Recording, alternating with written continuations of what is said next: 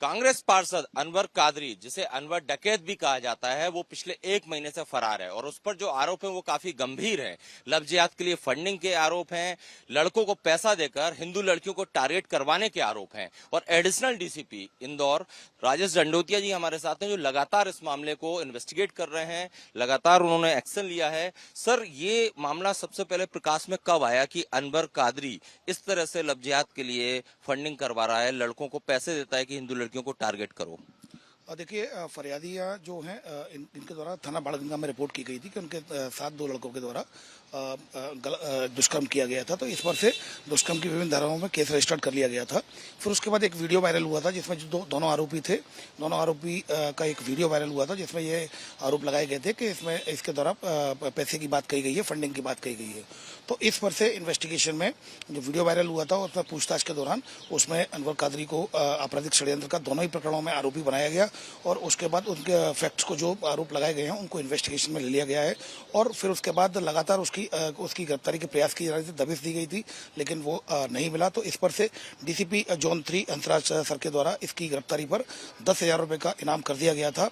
और इनाम करने के बाद फिर लगातार टीम में दबिश दी, लेकिन अभी तक वो नहीं मिला है।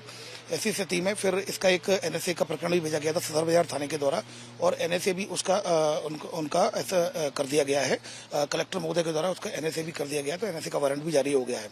तो अब फिलहाल एक एनएसए का जो वारंट है उसमें और 2 बाड़गंगा के जो प्रकरण है जिसमें आपराधिक षड्यंत्र का जो आरोपी अभी आरोप लगे हैं, तो इस पर ये फरार है। आरोपी जो 2 लड़के थे जिनको आपने अरेस्ट करके जेल भी भेज दिया है, उनने कबूल किया है वीडियो में कि उन्हें पैसे देता था अनवर कादरी, 1 लाख रुपए पहले और 1 लाख रुपए बाद में।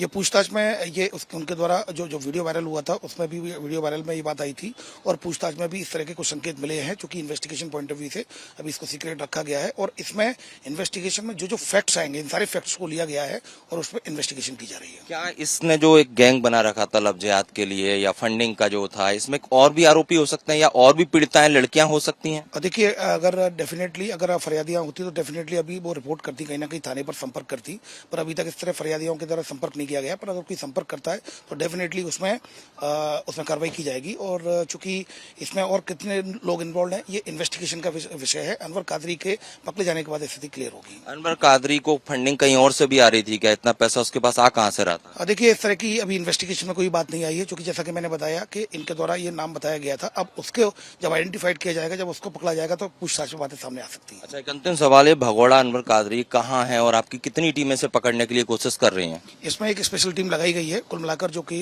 इसमें डीसीपी जोन 3 इसमें मॉनिटरिंग कर रहे हैं।